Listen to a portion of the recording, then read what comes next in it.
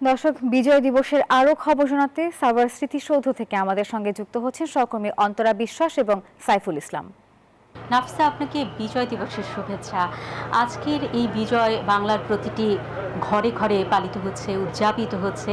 এই বিজয় আসলে আমাদের বাংলাদেশের প্রতিটি মানুষের, যদিও 1971 সালে এই বিজয়টিকে ছিনিয়ে আনবার জন্য কেবল বাংলাদেশের মানুষই নয়, পৃথিবীর বিভিন্ন দেশের মানুষও কাজ করেছেন। কেউ হয়তো গান গেয়েছেন, কেউ অর্থ সংগ্রহ করেছেন বাংলার নিপীড়িত জনগণের সাহায্যের জন্য। সে সময় কেউ ছিলেন পশ্চিম পাকিস্তানের পক্ষে, কেউ ছিলেন পূর্ব পাকিস্তান অর্থাৎ বর্তমান বাংলাদেশের পক্ষে। তো তখনকার পাকিস্তানের পক্ষে তখন যুক্তরাষ্ট্র তারা সপ্তম নৌবহর পাঠাতে চেয়েছিল। সেটি আসলে বাংলাদেশের জন্য খুব ভয়ঙ্করই হতো। সেই সময় রাশিয়া আসলে বলেছিল যে তারা সপ্তম নৌবহর যদি যুক্তরাষ্ট্র পাঠায় তাহলে রাশিয়া অষ্টম নৌবহর বাংলাদেশের পক্ষে পাঠাবে। সেই বিদেশিরাও আজকে এই স্মৃতিসৌধের প্রাঙ্গণে এসেছেন, শ্রদ্ধা জানাচ্ছেন তারা। অন্তরা, আরেকটি বিষয় সাথে যুক্ত করতে চাই। বাংলাদেশের পক্ষে কিন্তু একজন বিদেশি সরাসরি যুদ্ধে অংশগ্রহণ করেছিলেন এবং তিনি বীর প্রতীক পেয়েছিলেন এস ওডারল্যান্ড। আসলে বাংলাদেশের পক্ষে কিন্তু এই যে বিদেশিদের সাহায্য সহযোগিতা এবং সরাসরি যুদ্ধে অংশগ্রহণ, এটিও কিন্তু একটা ইতিহাসে বিরল ঘটনা এবং আমরা প্রতি বছর কিন্তু দেখি যে এই বিদেশিরা এই জাতীয় স্মৃতিসৌধে এসে তাদের শ্রদ্ধা নিবেদন করে থাকে এবং প্রতিবারের মতো এবারও তারা এসেছেন। এবারে আমরা একটু মুক্তিযোদ্ধাদের কথা শুনতে চাই, যারা এই বাংলাদেশের মানুষ, যারা বাঙালি, তারা আসলে যুদ্ধ করেছেন 9 মাস ধরে। 1971 সালের 16ই ডিসেম্বরে 30 লাখ শহীদের রক্তের বিনিময়ে আমরা পেয়েছিলাম লাল সবুজ পতাকা। কিন্তু যাদের আত্মত্যাগের বিনিময়ে আমরা পেয়েছি আমাদের এই স্বাধীনতা, আমাদের এই পতাকা, আমাদের এই মানচিত্র, তাদের জীবন এখন কাটছে অবহেলায়, অবজ্ঞায়। বিশেষজ্ঞরা বলছেন আসলে একদিকে যেমন মুক্তিযুদ্ধকে রাজনৈতিকভাবে ব্যবহার করা হয়েছে, আবার অন্যদিকে কিন্তু যারা প্রকৃতভাবে মুক্তিযুদ্ধে অংশগ্রহণ করেছে তারা কিন্তু আসলে তাদের যে প্রকৃত সম্মান সেটি কিন্তু পায়নি। সেই কারণে কিন্তু অনেকে আজকে অবহেলিত। এ নিয়ে আমাদের রিপোর্টার রিশাদ হাসানের রিপোর্ট, ক্যামেরায় ছিলেন মেহেদি হাসান সুমন। বিজয়ের 54 বছরের বাংলাদেশে এক বুক আক্ষেপ বাঁশির সুরে ছড়ান 74 ছুঁয়ে থাকা বাদশা মিয়া। তার কাছে দেশ মানে সোনার খনি। রাজধানীর কলাবাগান লেক এলাকায় তার সাথে দেখা আলাপচারিতায় উঠে আসে তিনি একজন সহ মুক্তিযোদ্ধা। 5 দশকে বদলে গেছে রাজধানী ঢাকা, কিন্তু বদলায়নি বাদশা মিয়ার মতো অনেক মুক্তিযোদ্ধার ভাগ্য। আবেদন করেও মুক্তিযোদ্ধা ভাতায় অন্তর্ভুক্ত হননি তিনি। ক্ষমতার রাজনীতির নিঠুর নিয়মে জীবনের সরল অঙ্কের কঠিন সমীকরণ মেলেনি তার। সহযোদ্ধার সার্টিফাই করছি বলে রাইখাতে কোনো সময় হয়তো কামে রাখতে পারে, রাখছে কিন্তু কোনো কার্যকরী পাইলাম না। কিন্তু জানি নাই এটা কাম হইব না। বাদশা মিয়ার মতো অবহেলায় থাকা মুক্তিযোদ্ধা বা সহ মুক্তিযোদ্ধার সঠিক কোনো তথ্য পরিসংখ্যান নেই, তবে হয়তো এই সংখ্যা নেহাত কম নয়। সাধারণ মানুষের কথায় উঠে আসে তার অনেকটাই। জেনুইন মুক্তিযোদ্ধা এখন নাই। এখন মনে করেন যে অনেক শুনি যে মুক্তিযোদ্ধা আমরা দেখিনি কোনোদিন মুক্তিযোদ্ধা। বিজয় উল্লাস নিয়ে সবাই ওখানে স্পটে যাচ্ছে, বিশেষ করে রেসকোর্স ময়দানের সেই বিজয়ের উল্লাসটা আমার এখনো চোখে লেগে আছে। প্রকৃত মুক্তিযোদ্ধাদের সম্মান না পাওয়ার পেছনে প্রধান কারণ রাজনৈতিক বলে মনে করছেন বিশেষজ্ঞরা। 17 বছর ফ্যাসিস্ট সরকার ছিল, তারা নিজেদেরকে মুক্তিযুদ্ধের সরকার দাবি করলেও তারা কিন্তু মুক্তিযোদ্ধাদের প্রকৃত কল্যাণে কোনো ওইরকমভাবে কাজ করেনি। প্রথমত যে মুক্তিযুদ্ধকে একটা রাজনীতির হাতিয়ার হিসেবে ব্যবহার করার চেষ্টা করা হয়েছে। দ্বিতীয়ত মুক্তিযোদ্ধাদের তালিকা এবং মূল্যায়নের ক্ষেত্রে স্বজনপ্রীতি একটা ঘটনা ঘটেছে। তাদের মতে প্রকৃত মুক্তিযোদ্ধাদের পূর্ণাঙ্গ তালিকা তৈরি ও তাদের সুযোগ সুবিধা নিশ্চিতে কাজ করতে হবে আগামীর নির্বাচিত সরকারকে। সম্মানের সাথে খেয়ে পরে বেঁচে থাকতে পারে সেই ব্যবস্থাটা গ্রহণ করা খুবই প্রয়োজন বলে আমি মনে করি। দেশটা আমরা মুক্তিযোদ্ধাদের মাধ্যমে পেয়েছি, তাদের অগণিত আপনার অপরিসীম বেদনা, কষ্ট এবং অপরিসীম আপনার আত্মত্যাগের মাধ্যমে পেয়েছি। তাদেরকে প্রকৃত মূল্যায়ন করবে এবং তাদেরকে সর্বোচ্চ মর্যাদা দান করবে। বিজয়ের গল্পে প্রাপ্তি এবং প্রত্যাশার জায়গা যখন আসে তখন প্রাপ্তি হয়তো আমাদের অনেক আছে, সেই সঙ্গে প্রত্যাশার জায়গাটিও কম নয়। আর তাই বিশেষজ্ঞরা বলছেন প্রত্যাশার জায়গা নিয়েই কাজ করতে হবে আগামীতে নির্বাচিত সরকারকে। রিশাদ হাসান, নিউজ 24, ঢাকা। প্রতিবেদন। সেই রিশাদ হাসান এখন জাতীয় স্মৃতিসৌধের অপর প্রাঙ্গণে রয়েছে। আমরা এবারে সরাসরি চলে যেতে চাই রিশাদ হাসানের কাছে। রিশাদ, আপনার প্রতিবেদনে যেমনটি দেখছিলাম যে মুক্তিযোদ্ধারা তাদের যে দুঃখের কথা সেটি জানাচ্ছিলেন, এই স্মৃতিসৌধেও কি মুক্তিযোদ্ধারা তাদের দুঃখের কথা বলছেন নাকি সাথে গৌরবের কথা বলছেন, আর সাধারণ মানুষই বা কি বলছেন?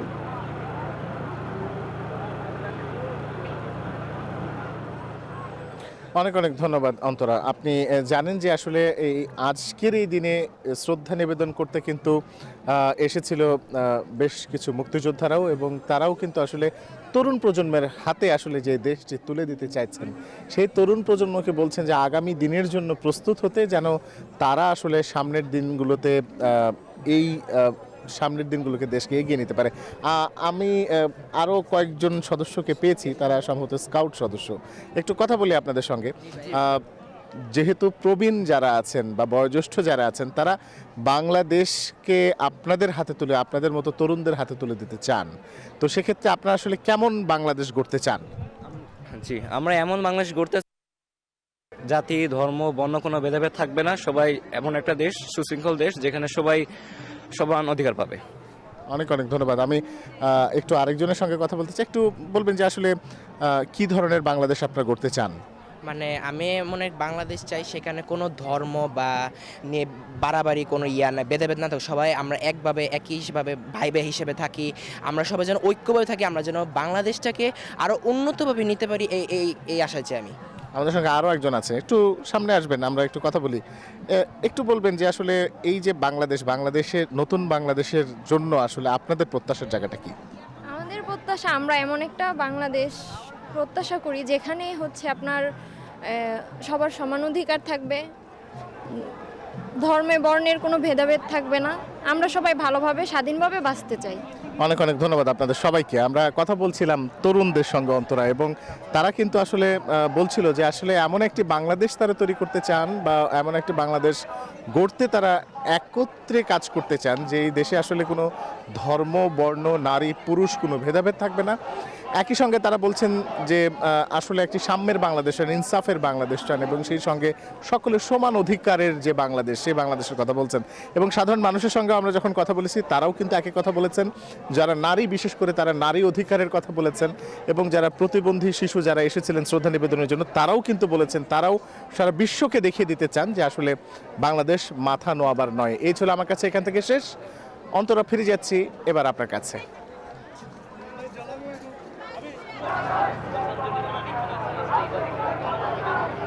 রিশাদ, আপনাকে অনেক ধন্যবাদ। আপনার মাধ্যমে আসলে স্মৃতিসৌধের প্রাঙ্গণে যারা এসেছেন তাদের কথা জানতে পারলাম।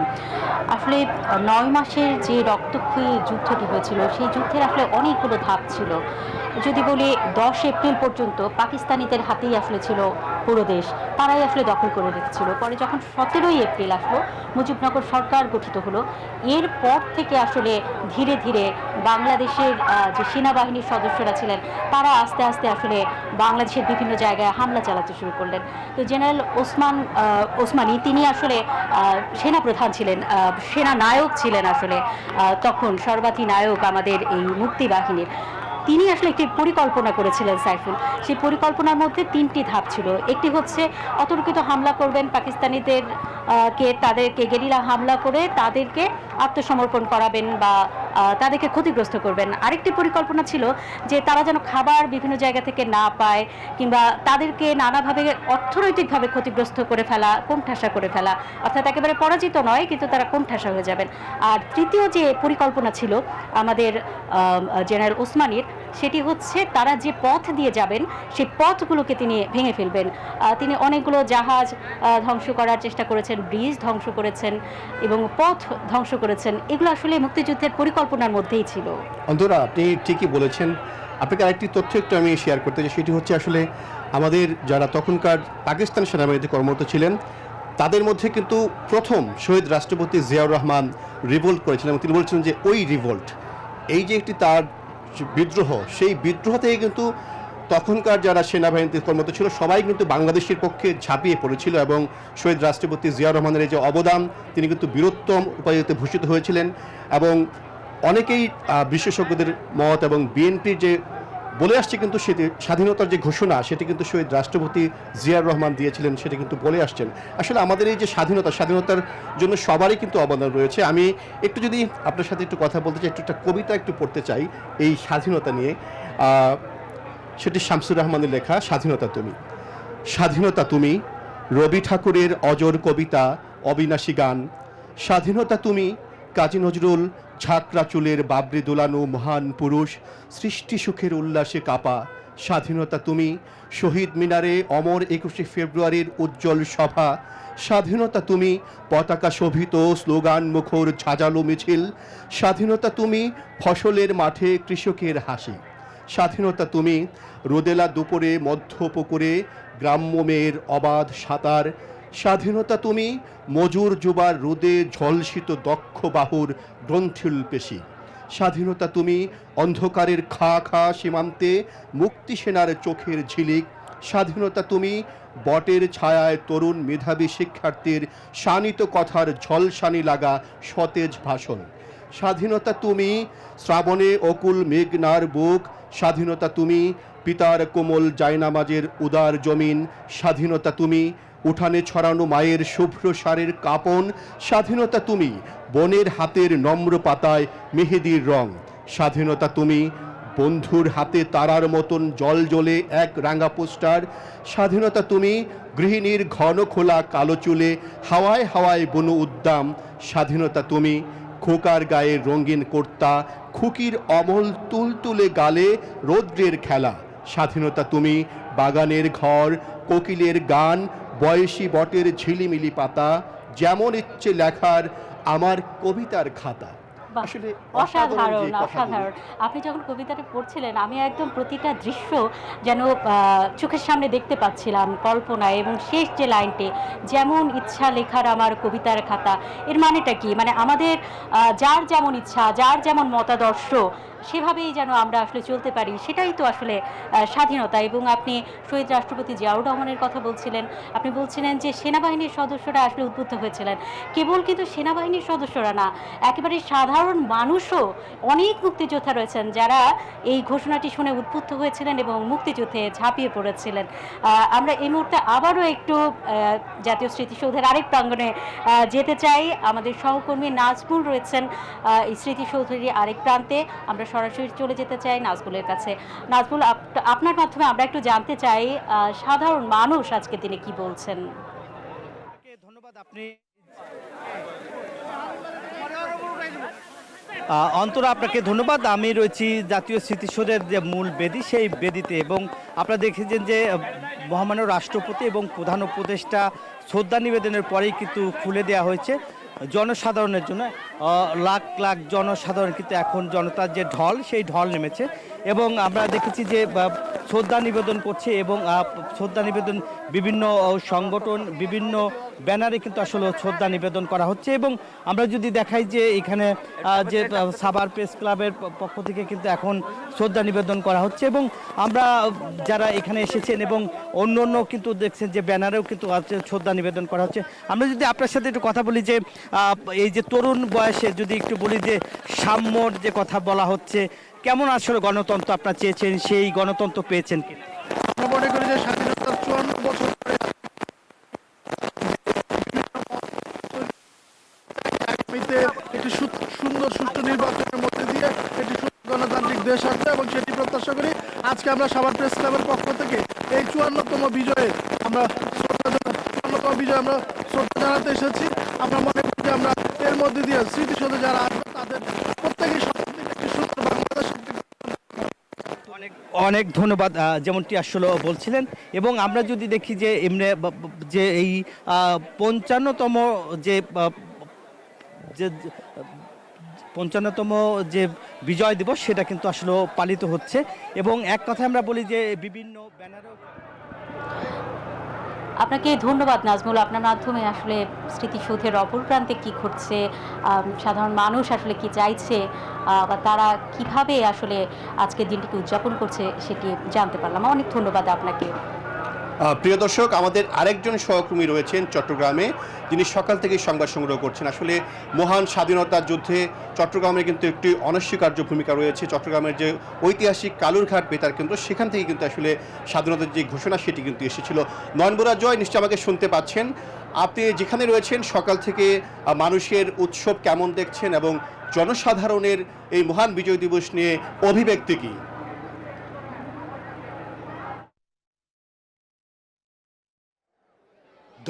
ধন্যবাদ সাইফুল আপনাকে। আপনি সকাল থেকে যেখানে আছেন, তো আমি চট্টগ্রামের যে স্মৃতিসৌধে কিন্তু আমরা দেখেছি মানুষের সর্বস্তরে মানুষের ঢল নেমেছে। তো যে শ্রদ্ধা নিবেদনের পালা শেষ হয়েছে, এখন কিন্তু যে ডিসপ্লের আয়োজন আমরা দেখতে পাচ্ছি, ডিসপ্লে আয়োজন করা হয়েছে চট্টগ্রামের জেলা প্রশাসনের যে উল্লাস, সেই উল্লাসটা কিন্তু আমরা দেখতে পাচ্ছি। তো এখানে যারা ডিসপ্লেতে অংশ নিয়েছেন তাদেরকে যে পুরস্কার বিতরণের কাজটা কিন্তু চলছে। এখানে রয়েছেন বিভাগীয় কমিশনার রয়েছেন, এখানে জেলা প্রশাসক রয়েছেন, ডিআইজি রয়েছেন, অতিরিক্ত পুলিশ কমিশনার রয়েছেন, একই সাথে পুলিশ সুপার রয়েছেন। তো আমরা একটু দেখানোর চেষ্টা করছি যে ডিসপ্লেটি দেখতে পাচ্ছেন কালারফুল যে ডিসপ্লে, সেই ডিসপ্লের মাধ্যমে যে মুক্তিযুদ্ধের যে স্মৃতিগুলো, সেই স্মৃতিগুলো কিন্তু তুলে ধরা হয়েছে। আমরা দেখতে পাচ্ছি এখানে যারা ডিসপ্লেতে অংশ নিয়েছেন, তো তাদের যে পুরস্কার তুলে দেওয়া হচ্ছে বিভাগীয় কমিশনার এর হাতে, কিন্তু এমনকি ডিআইজির হাতে আমরা দেখতে পাচ্ছি, জেলা প্রশাসকের হাতে, তাদের হাতে যে পুরস্কার তুলে দেওয়া হচ্ছে। যেহেতু শিক্ষার্থী যারা আছেন তারা অংশ নিয়েছিলেন এই ডিসপ্লে অনুষ্ঠানে, সেই ডিসপ্লে অনুষ্ঠানে যারা অংশ নিয়েছেন তাদেরকে পুরস্কৃত করে তাদেরকে উৎসাহিত করা হচ্ছে। চট্টগ্রামের যে দিনব্যাপী যে অনুষ্ঠান, সেই দিনব্যাপী অনুষ্ঠান রয়েছে বলে আমাদেরকে জানিয়েছেন। তো এই ছিল আমার এখানকার সর্বশেষ। ফিরে যাচ্ছি সাইফুলের কাছে। সংগ্রহ করতে থাকুন, পরবর্তীতে আপনার কাছে আমরা আবারও সংযুক্ত হব। এ পর্যায়ে আমরা আবারও চলে যেতে চাই স্টুডিওতে, সেখানে রয়েছেন সহকর্মী নাফিসা, ফিরে যাচ্ছি আপনার কাছে। অন্তরা এবং সাইফুল, অসংখ্য ধন্যবাদ আপনাদেরকে আমাদের সঙ্গে যুক্ত হওয়ার জন্য।